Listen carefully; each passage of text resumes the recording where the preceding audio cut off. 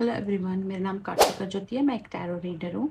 आज हम लोग देखेंगे सिचुएशन लव ओरेकल डेक से कि आपका करंट लव लाइफ में क्या चल रहा है।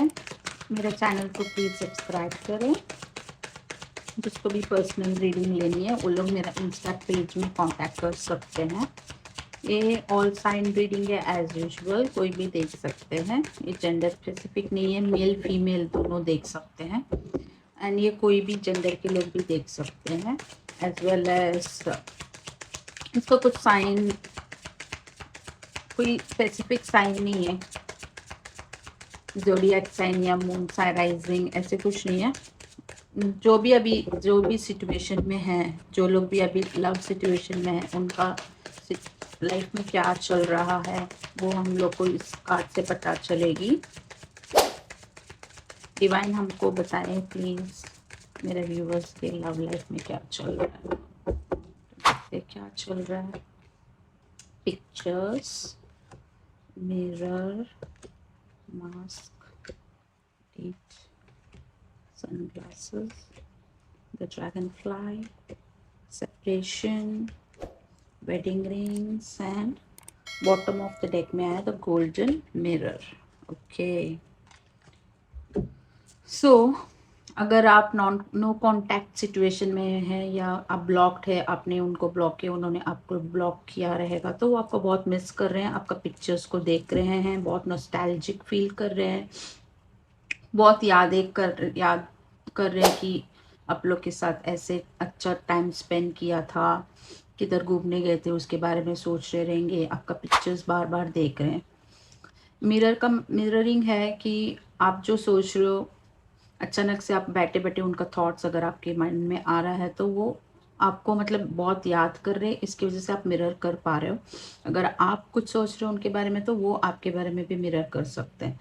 तो एक दूसरे को आप मतलब इंट्रोस्पेक्ट कर रहे हो, जो आपको थॉट्स आ रहे हैं तो आप you can feel the thoughts. वो क्या सोच रहा है आपके पार्टनर, वो आप थॉट्स को फील कर सकते हो।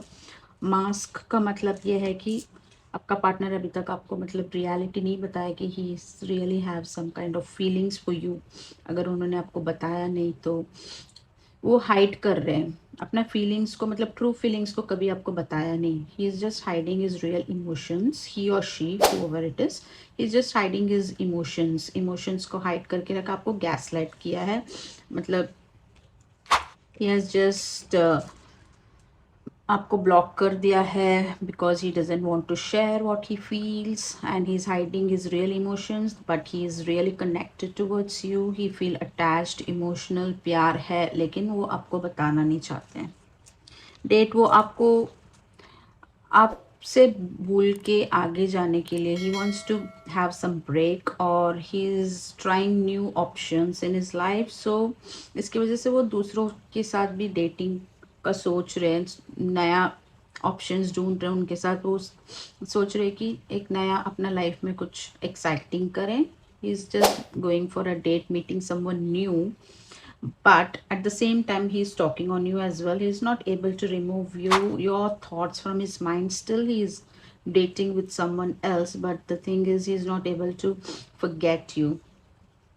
तो इसके लिए वो मतलब आपको स्टॉक भी कर रहे हैं, ठीक है।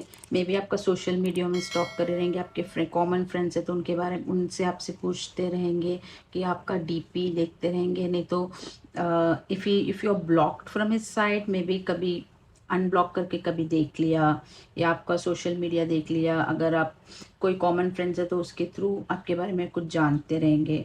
जान पहचान के लोग कॉमन फ्रेंड्स के थ्रू आपके बारे में ही might be knowing some kind of information what's going on in your life and are you with somebody else like him।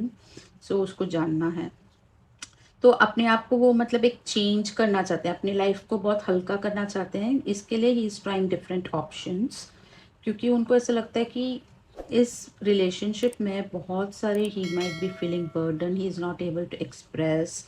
Mirror कर रहे हैं, आपको मिस भी कर रहे हैं, लेकिन इसकी वजह से उनको बहुत स्ट्रेस फील हो रहा है। इसके लिए वो अपना लाइफ में थोड़ा चेंज लाना चाहते हैं, इसलिए अपने आप को हील कर रहे हैं। वो अपने आप को बहुत ज़्यादा हील कर रहे हैं। Sadness and bitterness missing you, thinking about your uncertain future.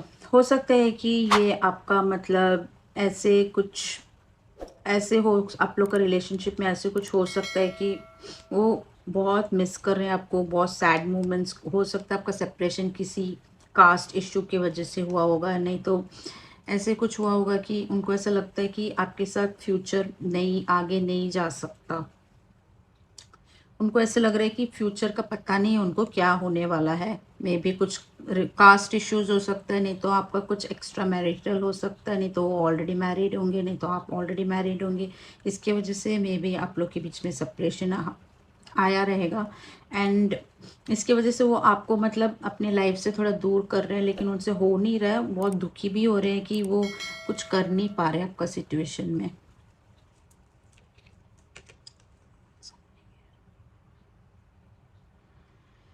हाँ, लेकिन आपके बारे में वो सोचते भी है कि आपके साथ उनको कुछ कनेक्शन फील होता है, सोल टाइप कनेक्शन उनको फील होता है। उनको ऐसा लगता है कि ये प्यार आपने बहुत बहुत ज़्यादा मतलब मीट भी नहीं किया रहेगा, एक दो बार, नहीं तो एक हफ्ते दो हफ्ते, may be you would have met recently, miss recently, and आपका फिर सेपरेशन हो गया होगा।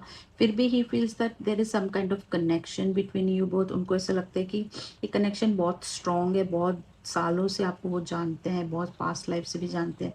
उनको ऐसा लगता होगा, इसकी वजह से उनको ऐसा लगता है कि नहीं, मुझे मतलब यूनियन कर लेना चाहिए, मुझे बात करना चाहिए। उनको ऐसे फील होता है, लेकिन दैट पर्सन इज़ हैविंग, उनको ऐसा लगता है कि कभी कभी ये वन साइडेड है। आपको लगता होगा कि नहीं, तो उनको भी लगता होगा कि it's kind of one sided relationship, क्योंकि मैंने जितना दिया इसमें उस other person did not give much attention और equal love and affection towards me. ऐसे भी हो सकता है दैट पर्सन, मेल और female, whoever it is you're involved with any kind of relationship, if that person may be bit of narcissistic kind of person, जिसको बहुत ego ज़्यादा ज़्यादा अप है, who thinks that ego is more important than love, तो आपको बहुत dominate करते रहेंगे।